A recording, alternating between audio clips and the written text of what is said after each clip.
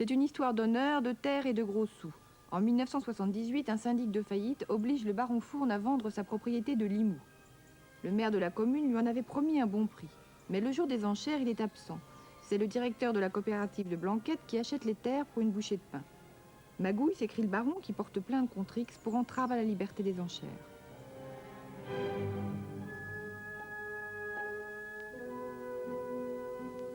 Nos racines étaient ici depuis des siècles. J'ai été élevé à Limoux dans cette maison. Nous n'avions ni intérêt ni fortune. Il fallait travailler ailleurs, comme beaucoup d'Audois. J'ai donc travaillé à Paris pendant 26 ans, dont 15 à la tête de mon entreprise. J'ai dû déposer mon bilan. Il fallait vendre nos terres pour être quitte. Mais la propriété de 26 hectares a été liquidée, 680 000 francs, soit 1,15 franc le mètre carré, avec la maison en prime, c'est-à-dire 10 fois moins que l'évaluation des expertises officielles. J'ai porté plainte contre X. Le maire fut inculpé. Nous sommes loin d'un drame paysan. J'ai une femme, deux fils, une mère, mais voilà 7 ans que je survis solitaire dans cette maison vide.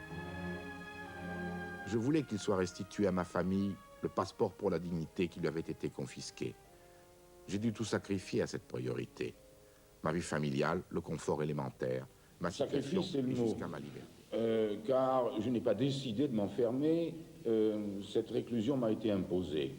Il est vrai que je suis resté pendant près de 4 ans et demi dans une réclusion totale, et depuis, c'est-à-dire près de 2 ans et demi, dans une réclusion un peu adoucie. Cette réclusion, le baron l'a choisie pour veiller sur ce qu'il considère toujours comme son bien.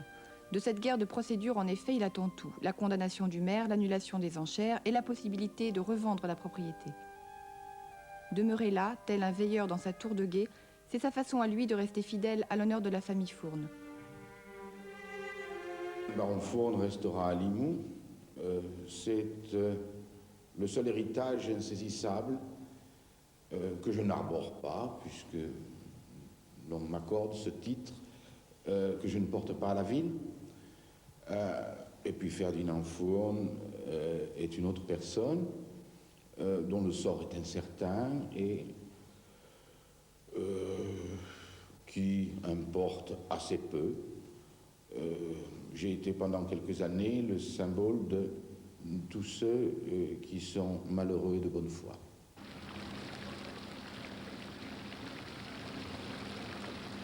J'étais conseillère municipale communiste en 1978 quand l'affaire de la tour de la Badoque a éclaté. C'est vrai que le propriétaire de la tour de la Badoque était un baron. C'est vrai aussi que c'était M. Bessé, directeur de la cave coopérative de Blanquette, qui voulait acquérir ce domaine à titre personnel. Mais pour nous, les personnes auraient été autres, notre position aurait été la même. Le maire, lui, n'a pas rempli son mandat, n'a pas informé les élus et, malgré l'importance de l'affaire, n'est donc pas allé à la surenchère. Cette affaire-là, ça n'aurait pas été très loin sans l'action des médias. Parce que pour tenir des conférences de presse, pour convoquer la radio, pour convoquer la télévision, M. Fourne est très fort. Et je dois reconnaître d'ailleurs, puisque vous êtes ici aujourd'hui, qu'il réussit encore pas mal. C'est une histoire assez longue, mais tout de même, il est permis de la résumer très facilement. C'est ainsi que j'ai fait un petit résumé à l'usage des enfants de 4 à 6 ans. Je vais me lever parce que c'est quand même un peu fatigant de rester assis, de manière à vous dire comment c'est que je l'ai raconté à un petit-fils.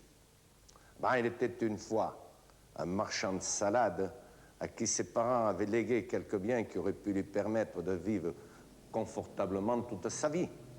Mais peu travailleur, il n'entretint pas ses champs qui lui rapportèrent de moins en moins au fil des ans. En même temps, comme il aimait la bonne vie et dépensait sans compter, il dilapida non seulement l'argent de son héritage, mais aussi de grosses sommes qui lui avaient été prêtées. Dis, papa, il les avait quand même bien vendues, ces salades, le marchand. Il aurait pu ne pas les vendre, il devait être bien content. Eh non, mon petit, au contraire. Il a fait une grosse colère, il tapait des pieds en criant que ce n'était pas juste. Dis, papa, Ou il était fou, il n'était pas honnête, le marchand. On l'a mis en prison. Vois-tu, mon petit, et puis tu m'embêtes à la fin.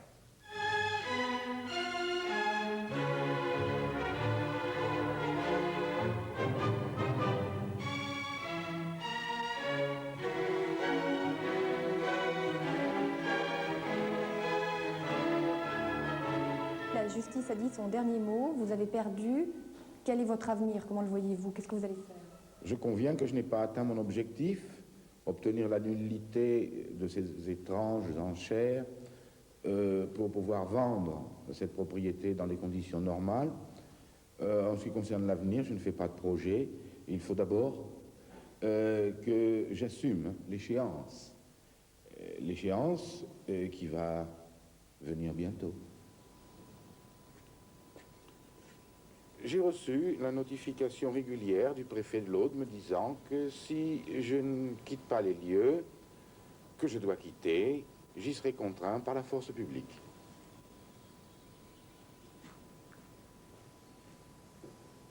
Ça, c'est où je fous le camp, où je me fais flinguer. C'est simple, mais non, mais c'est ça. Alors vous comprenez qu'on ne joue pas avec ces trucs comme ça, hein. Donc c'est pas grave de se faire flinguer, mais quand même, on va consulter sa famille, on va prendre conseil de son avocat avant de se faire flinguer, hein, si on décide ça.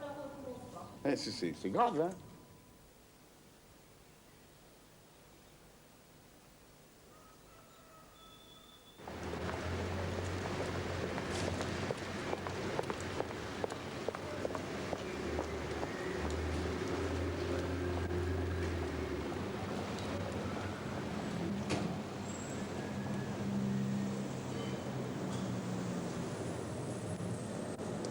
Bonjour Madame Janniot. Bonjour Monsieur Fourne, comment Heureux de allez-vous? vous revoir malgré cette vie parisienne. Je vois que c'est la prospérité chez vous. Oui, en 9 mois, il s'est passé beaucoup de choses. Pour chacun de nous. Que vous est-il arrivé alors?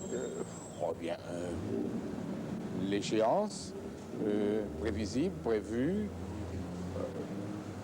La puissance publique a pris un risque inutile, celui d'une expulsion rugueuse, abrupte.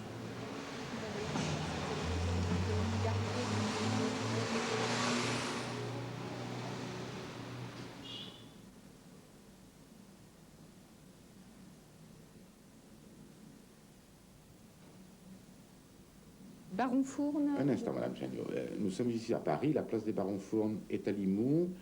Ici, il n'y a que Ferdinand Fourne. Monsieur Fourne, donc, nous voici dans le bureau d'un avocat et ami qui vous offre l'hospitalité à Paris. Je vous trouve ici comme à Limoux, enfermé dans une pièce encombrée de dossiers. Que faites-vous maintenant? Les éditions Lieu commun à Paris m'ont demandé d'écrire cette histoire. Il ne suffit pas d'avoir raison, il faut se le faire pardonner. C'est presque un lieu commun, et voilà pourquoi j'écris ce livre. Il était plus amusant, plus rationnel, de laisser la parole aux autres. C'est pourquoi je privilégie l'enquête. J'ai extrait 8000 feuillets. J'en ai retiré 3000. On les a montés. Cela a pris 6 mois. L'écriture prendra quelques mois.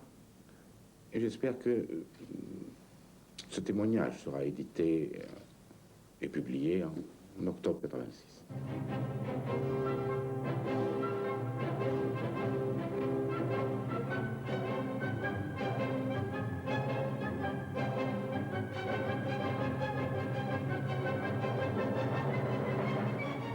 On se demande un peu par quel miracle financier vous avez pu tenir jusqu'à maintenant et vous tenez encore aujourd'hui, parce qu'un livre non publié, ça ne nourrit pas son homme. Alors comment avez-vous fait pour nourrir cette guerre de 7 ans qui se prolonge maintenant? Bon, c'est extrêmement simple. Il n'y a pas de secret, mais une question de pudeur, et je ne peux pas répondre à cette question. Mais vous ne pouvez pas répondre. Les gens vont s'imaginer que vous êtes subventionné par je ne sais quel parti ou faction secrète. Alors, qu'en est-il exactement? Je ne fais pas la quête et je n'accepte de rémunération qu'en contrepartie de mon travail. Alors, je ne travaille pour personne, donc je ne suis payé par personne. Et néanmoins, vous survivez. Mais je survis. Je ne vis pas, je survis. Toujours grâce à la solidarité de vos amis dont vous parliez tout à l'heure? De mes amis et de ma famille. Ça ne peut pas être éternel.